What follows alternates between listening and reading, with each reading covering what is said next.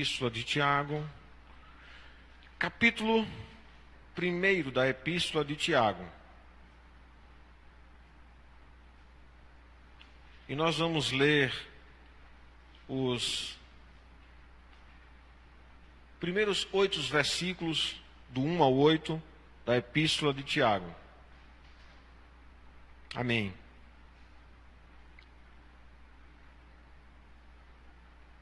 Você deve estar aí na tela com o tema da mensagem.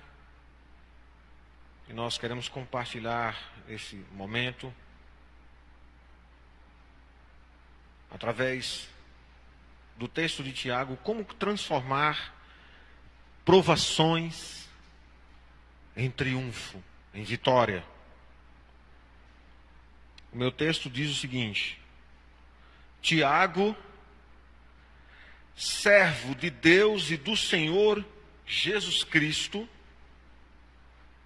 as 12 tribos que se encontram na diáspora, saudações. Meus irmãos, tenham por motivo de grande alegria o fato de passarem por várias provações, sabendo que a provação da fé que vocês têm produz perseverança. Ora, a perseverança deve ter ação completa, para que vocês sejam perfeitos e íntegros, sem que lhes falte nada. Se, porém, algum de vocês necessita de sabedoria, peça a Deus, que a todos dá com generosidade e sem reprovações, e ela lhe será concedida. Peça-a, porém, com fé, em nada duvidando, pois o que duvida é semelhante à onda do mar, impelida e agitada pelo vento. Que uma pessoa dessas não pense que alcançará do Senhor alguma coisa, sendo indecisa e inconstante em todos os seus caminhos. Amém. Glória a Deus. Nós queremos tirar desse texto aplicações dentro do seu contexto para o momento em que a gente está vivendo. E aqui nós vamos ter mais uma mensagem de preparação para a gente estar firme, estar com convicção, saber o nosso papel, exercitar o nosso chamado e vencer as provações, extraindo delas a pedagogia de Deus, os ensinamentos de Deus, enfrentando o que tiver de ser enfrentado, sabendo que não vamos estar sozinhos, sendo ministrados por Deus e compreendendo através do que Tiago nos escreve, como vencer as provações e ter delas a vitória, o triunfo de Deus.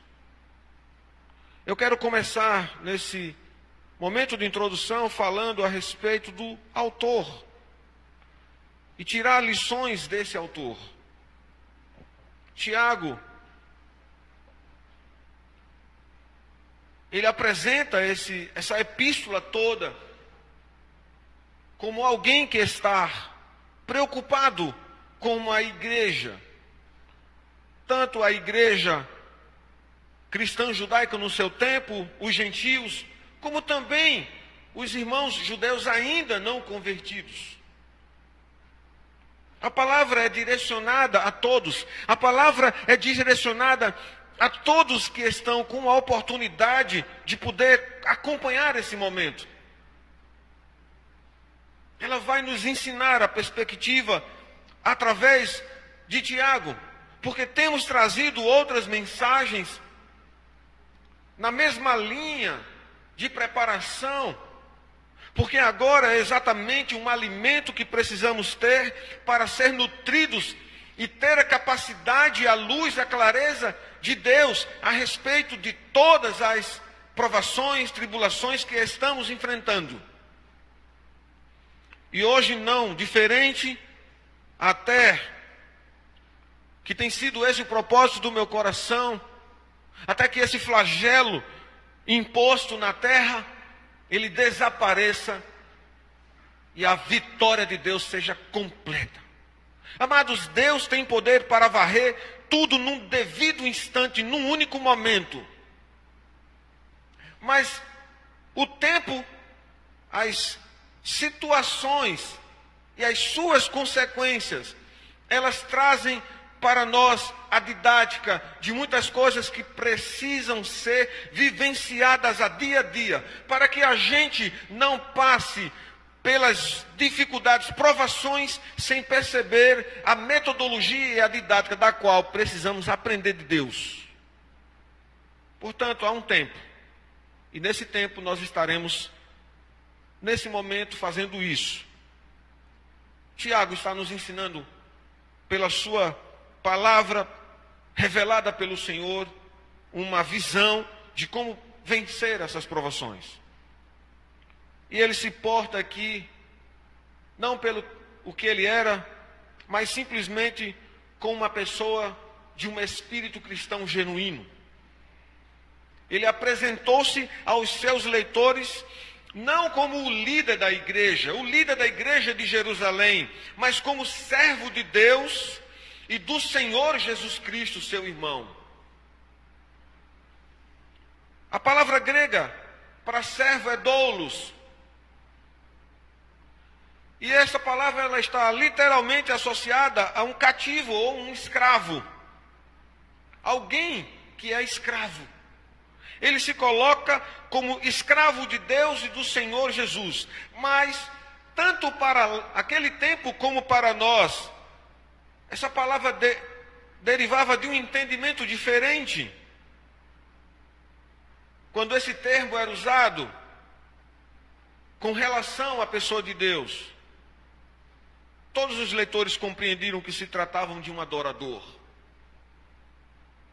Quando nós nos colocamos como servo de Deus, escravos dele, fazemos aquilo que o nosso Senhor deseja.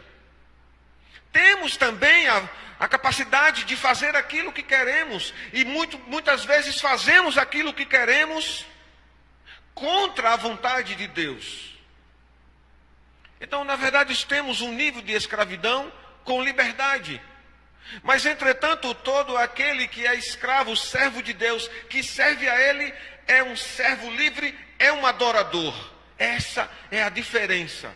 Aquele que é servo de Deus, Cristo é o seu Senhor, ele é um adorador. Tiago se coloca como um adorador do Senhor. É alguém que dirige a palavra a essa igreja de uma forma direta, olhando nos olhos, e essa palavra está sendo ministrada para nós nessa noite, olhando nos nossos olhos, cara a cara, nos enfrentando, e falando conosco a respeito de coisas urgentes. Essa palavra nos chama para que a gente observe as coisas urgentes nesse tempo em que estamos vivendo. Tiago estava enfrentando uma realidade parecida com a nossa nos dias de hoje. Não por um vírus, ou talvez por outro vírus. O vírus de um discurso, de uma afirmação, mas não vivido. Um vírus que é muito comum nos dias de hoje. As pessoas se contaminam rapidamente. com muitas palavras bonitas, discursos corretos, mas no fundo, no seu interior, elas não são aquilo que elas estão dizendo. Um dos grandes problemas desta igreja, que Tiago está reportando a sua epístola, é que ela está enfrentando na prática aquilo que acabei de discursar. Falava uma coisa e vivia outra. Testemunhava diferente daquilo que estava professando. A vida estava divorciada, desassociada da teologia correta. E me parece que esse é um problema da igreja contemporânea. Há um discurso e uma realidade diferente do discurso. Então, é pertinente essa palavra falar conosco cara a cara, trazendo realidades que precisamos aprender, porque estamos urgentemente aprendendo e precisamos ainda dessa palavra nos dias de hoje, para que a gente possa ter o discurso tão afinado com a nossa prática. Aliás, a nossa prática afinada ao nosso discurso. Então, continuando a respeito desse homem, percebemos no primeiro momento que ele é um servo. E essa palavra está associada não a um escravo, sem vontade, mas livre ao mesmo tempo. Todas as vezes que o texto bíblico fala sobre servo, não está falando de um escravo pela obediência sem liberdade. Está falando de um adorador.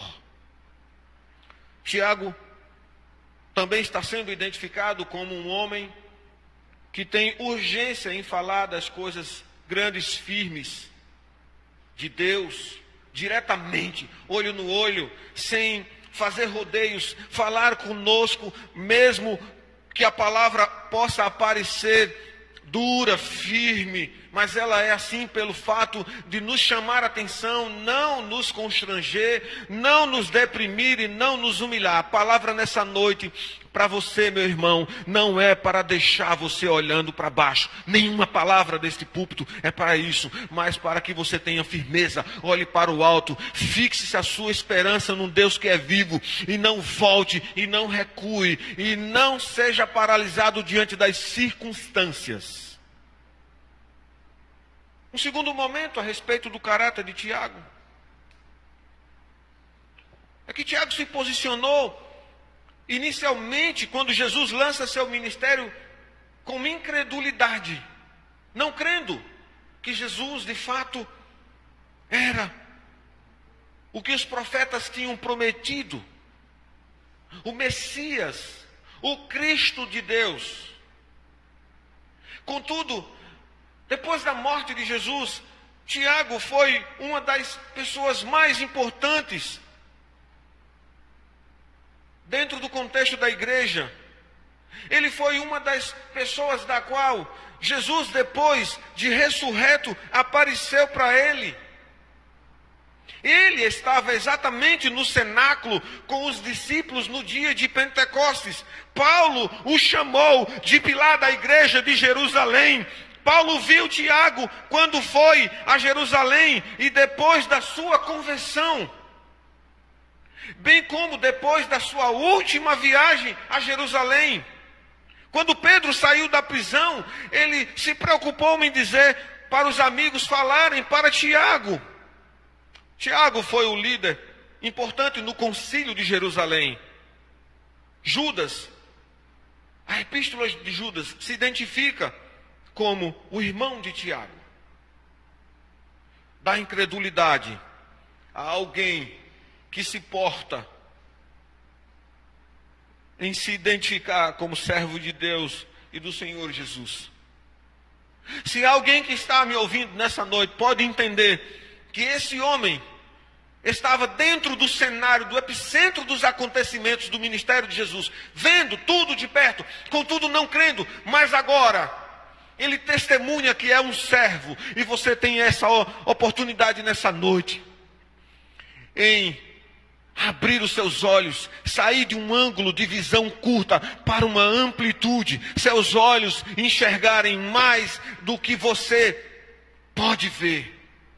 É colocar uma lente do Senhor nos seus olhos e você perceber coisas que antes não percebia. É ter uma amplitude a respeito da vida. É olhar o seu presente e contemplar a vitória do seu futuro. Tiago, no ano de 62, ele foi apedrejado pelo Sinédrio. O sumo sacerdote levou ele para o Sinédrio e ele foi julgado e apedrejado. Embora ele fosse amado pelo povo, ele era odiado pela liderança religiosa aristocrática do seu tempo. Ele foi condenado e apedrejado, sobretudo pelas posições mais severas que ele tomava contra as corrupções, a aristocracia, a injustiça, a um discurso desafinado com a realidade praticada, a uma espiritualidade miserável, contraditória, falando de amor, mas negando a eficácia do seu poder. Ele via que os pobres estavam sendo explorados. E essa pobreza era controlada, na mão de quem estava todas essas coisas? É tão pertinente nos momentos que estamos vivendo. Muito parecido as coisas. Amados, de incrédulo a um crente. De crente a líder, de líder a servo de Deus. Ele não está escrevendo essa carta com alguém que olha para a igreja de cima para baixo, revestido de mantos sem autoridade, mas está aqui com simplicidade e poder de Deus no seu discurso. Ele não se apresenta aqui usando influência como irmão de Jesus, mas como seu servo. E é uma relação interessante, porque ele é um rei, ele é o nosso Senhor, nós somos seus súditos, somos seus servos, ao mesmo tempo filho, amigo e irmão. É uma relação bem recheada de elementos. Ele é um homem humilde, ele está se apresentando assim, humilde. E essa é a palavra transformadora do Evangelho. Amados, é impossível alguém ser um verdadeiro cristão sem primeiro ser humilde de espírito. Não dá para desenvolver dons, servir ao Senhor e ter intrepidez no poder do Espírito Santo sem um espírito humilde. Charles Spurgeon diz que Deus não deseja nada de nós, exceto as nossas próprias necessidades. Ele não deseja nada de nós, a não ser as nossas necessidades. E isso vai colocar o nosso coração e a nossa vida nas mãos de Deus. Não é o que temos, mas o que não temos, que é o primeiro ponto de contato entre a nossa alma e Deus. Elizabeth George, citando um especialista da língua grega, ela diz que a palavra grega doulos, escravo e servo, refere-se a uma posição de obediência completa a Deus. Humildade absoluta e lealdade inabalável. Então tem uma pergunta: eu nessa noite tenho fidelidade, humildade e lealdade a Deus de forma inabalável? Ou um sopro de vento de problema, ou uma influência da minha carne que deseja tanto vai tirar a minha lealdade de Deus? O relacionamento que o Senhor esperava de um escravo: lealdade. Não há maior atributo para o crente que ser conhecido como servo de Deus, servo de Jesus, obediente, humilde e leal. Queira ter isso na sua vida, esse atributo. Eu quero falar o que o primeiro versículo diz. Ele fala, no versículo 2: meus irmãos, tenho por motivo grande alegria o fato de passarem por várias tribulações. Ele está dizendo: meus irmãos, tenho por grande alegria o motivo de vocês passarem por provações. é muito contraditório ao nosso sentimento. Porque quando passamos por provações, a gente não sente alegria. Na maioria e nos momentos mais oportunos, a gente testemunha para todo mundo que está passando por um perrengue, uma luta. A gente gosta de abrir a boca e divulgar a nossa luta, mas a gente não faz a luta do nosso silêncio e a alegria ao nosso discurso. Então é como se Tiago estivesse dizendo: desejo a vocês alegria, e vocês devessem considerar puro gozo em todas as dificuldades que podem lhes sobrevier. Vida cristã, amados, não é uma redoma de vidro, uma estufa espiritual, uma viagem. Antes, na verdade, a vida cristã, ela também é um campo de batalha. E embora tudo isso, Deus deseja sua felicidade, e Ele quer a gente alegre, embora em nossa vida também é um campo de batalha. E não somos poupados dos problemas, mas nos problemas somos poupados. Guarde isso para você. Não somos poupados dos problemas, mas somos poupados nos problemas. Então a alegria é a primeira lição nessa noite. E por que somos provados? Porque as provações são pertinentes à vida cristã, à fé cristã. Porque estamos na mão reta e o mundo numa contramão. Há uma incompatibilidade entre aquele que se diz: ofereça a face quando alguém te bater, ofereça a outra face. Mas é assim que a gente reage. E é assim a doutrina do mundo.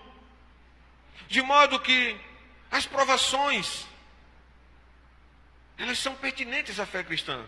Por que os crentes sofrem? Por que um crente passa por privações? Por que sofre prejuízos? Por que fica doente em cima de uma cama? Por que é acometido do Covid-19? Por que são injustiçados? Deus nos adverte a esperar as provações, não fugir delas. A vida cristã, ela é assim, um campo de batalha, de vitória em vitória. Confie-se nas suas promessas, porque Deus cumprirá e todas as suas batalhas vencerá. Você, na verdade, já é um vencedor. Você já está na linha de chegada, só não viu ainda.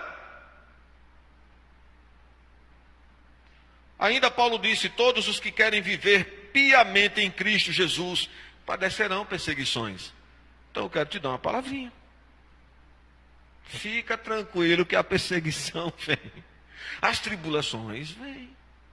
As provações vêm. Toda provação é uma lamúria e um choro. Atrapalha seu entendimento. Se Deus coloca a provação como exercício para o teu crescimento, e tu está fugindo dessa provação, desse entendimento, quer correr dele, não quer compreender aquilo que está acontecendo, você pergunta os porquês daquilo. E é exatamente a pergunta errada. Por quê? Porque as provações, às vezes, elas procedem exatamente de nossa humanidade. Pertencemos da raça humana. Sofremos doenças, acidentes e coisas que nos desapontam. E a pergunta correta não é o porquê, é o que é que Deus quer nisso. Senhor, o que é que eu vou aprender aqui? Não é por quê. É o que eu vou aprender aqui. As provações, amados, elas também acontecem às vezes porque por ações erradas, pecaminosas nossas, criamos problemas com a nossa língua, com as nossas atitudes, com a nossa arrogância, uma soberba tremenda. Quando uma pessoa está doente ou morre de câncer, ou de um câncer no pulmão, pode ser uma coisa, uma doença mesmo, mas às vezes, quando a gente examina, é porque passou uma vida inteira fumando. É por ações nossas,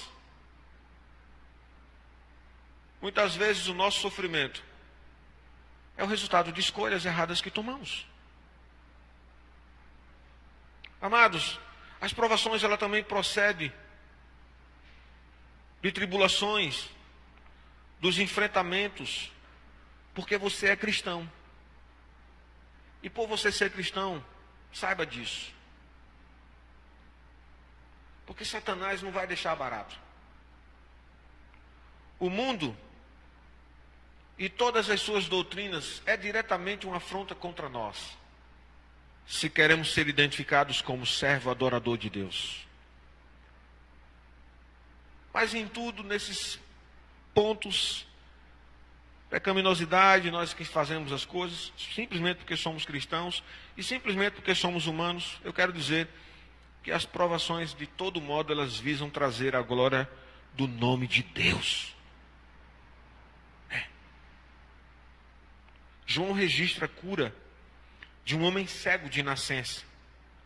Ele nasceu cego para que nele fosse manifestada a glória de Deus. João capítulo 9, versículo 3. Um homem nasce cego.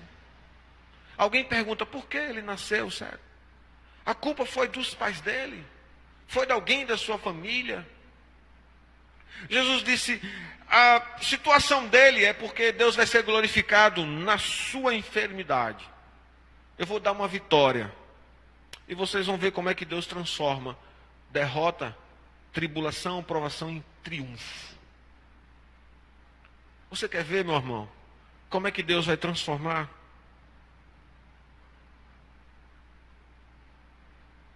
Ele vai transformar a luta de muitos nessa noite. Alguns desesperançosos já não estão mais crendo. Ele vai renovar forças, avivar vidas.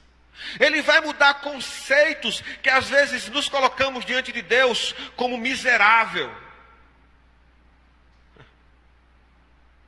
Ele vai tratar a nossa síndrome de inadequação e nos fazer enxergar que somos vencedores em Cristo Jesus.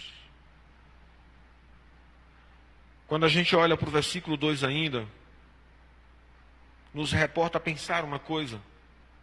As provações, elas são passageiras. Elas não vão durar uma vida inteira. Portanto, qual é a sua luta nessa noite? Ela tem data marcada para encontrar o Deus que vai transformar a tua luta, você está entendendo, na tua vitória. Ninguém aguenta uma vida inteira de provas.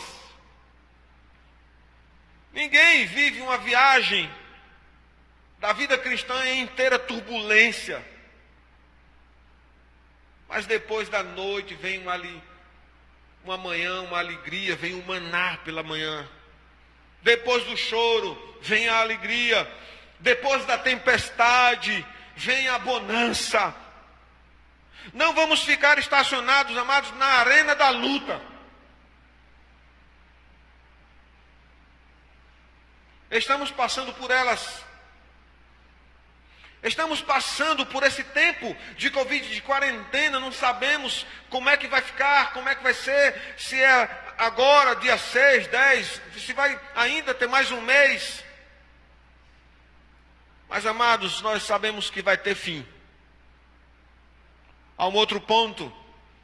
Todas as nossas provações, elas são pedagógicas, então você está entendendo que Deus está no controle, que as provações são pedagógicas, isso são um alimento para que você entenda que assim como Ele nos deseja que a gente tenha alegria, Ele diz que é compatível à nossa vida, Ele está dizendo que é passageira, Ele está dizendo que é pedagógica. Nós vamos aprender alguma coisa e vamos sair melhor das provações.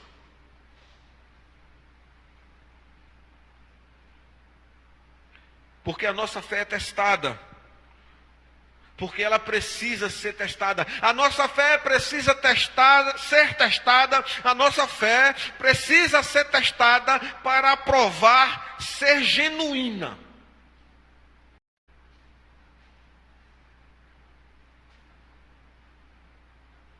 Então a nossa fé, ela é testada para mostrar a sua genuidade.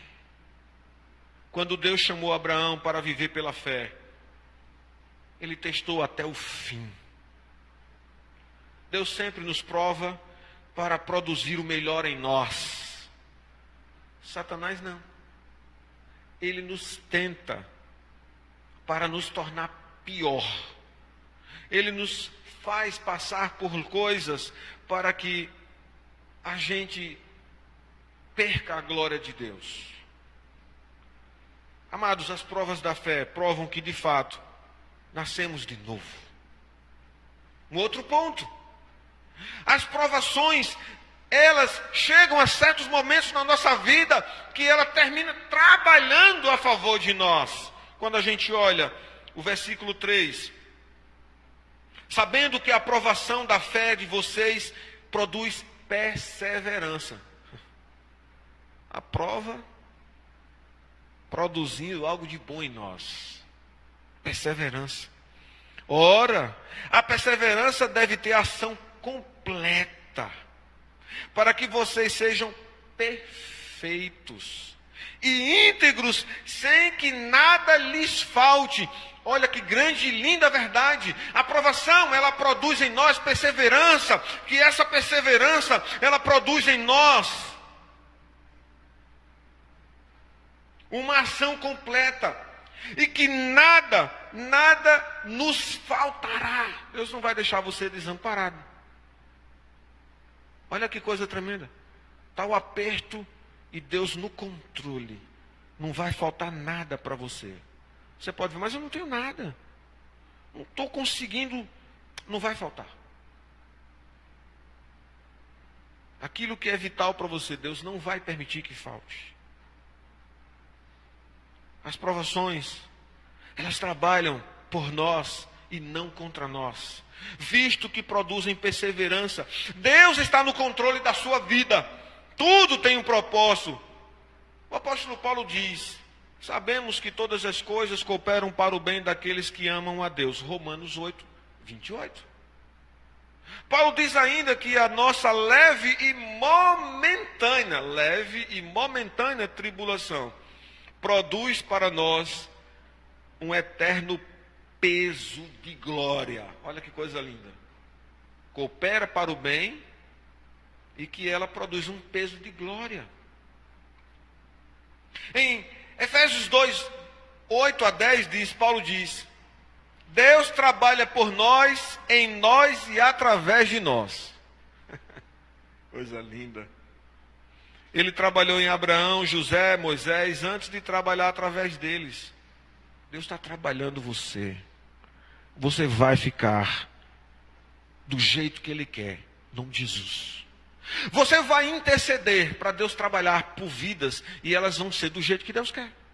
A perseverança tem um outro ponto. Ela visa nos levar à maturidade. Olha o que diz o versículo 5. Se, porém, alguém de vocês necessitar de sabedoria, peça a Deus, que dá a todos com generosidade e sem reprovações, e ela lhe será concedida. Maturidade. Toda pancada, um choro, uma lamúria, uma síndrome da perseguição. Ei, você é mais que isso. Você tem força do Espírito Santo dentro de você. Não negue isso. Paulo diz em Romanos 5, 3 a 5, que as tribulações são pedagógicas, levam-nos à maturidade. A palavra grega, upomone, significa paciência com as circunstâncias. Se desespera não, meu irmão. Fuja do controle, não. Deus está na tua vida. É como se a provação fosse um bicho. Mas preocupa não, você está com a mão na garganta dele, você está no controle. Ele é que está no sufoco, não você. Os crentes imaturos são sempre impacientes. A impaciência pode acarretar graves consequências. Olha o que foi que aconteceu. Abraão coabitou com Agar. Moisés matou um egípcio. Sansão contou todos os segredos a Dalila. Pedro quase matou Malco, amados. Maturidade não se alcança apenas lendo um livro. É preciso passar pelas experiências dele e suportar as provas. Amém? Viva. Experimente o que está escrito.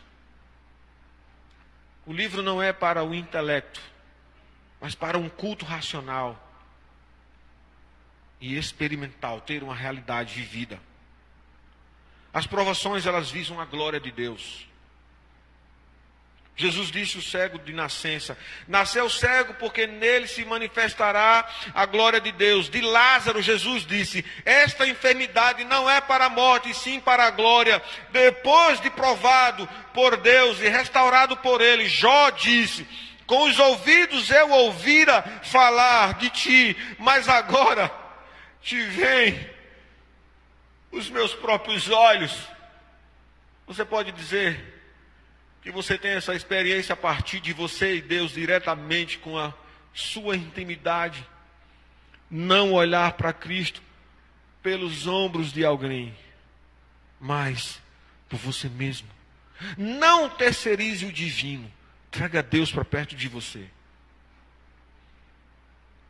Amados, versículos 6 a 8, quando diz: peça, porém, com fé, em nada duvidando, pois o que duvida é semelhante à onda do mar, impelida e agitada pelo vento. Que nenhuma pessoa do Senhor, alguma coisa, sendo indecisa e inconstante em todos os seus caminhos, que nenhuma pessoa dessas não pense que alcançará do Senhor alguma coisa, sendo indecisa e inconstante em todos os caminhos. Indeciso e inconstante.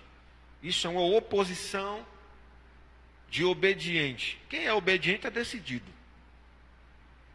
Quem é adorador é decidido. Quem é inconstante não é leal. Você entende, meu irmão? O coração dividido não é caminho para triunfar na provação. Você está com o coração dividido? Não triunfa. Você está com o coração nas mãos de Deus, confiando, sendo de humilde espírito, espírito humilde, leal, obediente. Se estivermos com o coração dividido, vamos receber somente a metade, ou menos. Talvez um terço de um quarto da metade de um pedaço. Eu te desafio a fazer essa conta aí. Seremos como a onda do mar, que em um momento apressa-se em direção à praia da fé e à esperança, e no momento seguinte ela volta-se para o oceano da descrença. Em nosso comportamento em relação a Deus não deve haver inconstância, em que queremos que parcialmente as coisas ocorram do nosso jeito e parcialmente do jeito de Deus. Tem uma causa que a gente vai orar a Deus, metade resolve do meu jeito e a metade do teu. Esquece isso. Não vai acontecer.